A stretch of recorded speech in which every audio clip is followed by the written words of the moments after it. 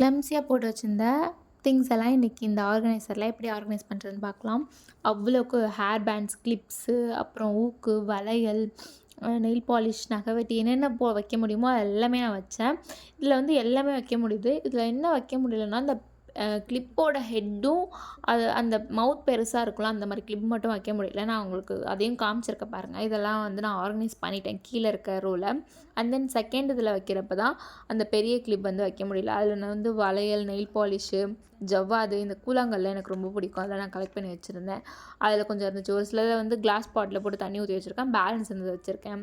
அப்புறம் வந்து ஹேர் பின்னு, ஊக்கு, அப்படி ஆர்கனைஸ் பண்ணியுமே 2, 3 இது ஃப்ரீயாக இருந்துச்சு. அப்புறம் மேலேயுமே சரி, நிறைய வைக்கிறதுக்கு திங்ஸ் இல்ல. பெருசா இருக்க கிளிப் வைக்க முடியல. பட் இத நம்ம ஆர்கனைஸ் பண்ணி முடிச்சதுக்கப்புறம் வெளில இருந்து பார்த்தாலே தெரியும். இந்த ரோல இது இருக்கு. இத தொறந்து இத எடுத்துக்கலாம் அப்படின்னு சொல்லிட்டு ரொம்ப ஹேண்டியா இருக்கு. கண்டிப்பா பர்ச்சேஸ் பண்ணுங்க. தேங்க்ஸ் ஃபார் வாட்சிங்.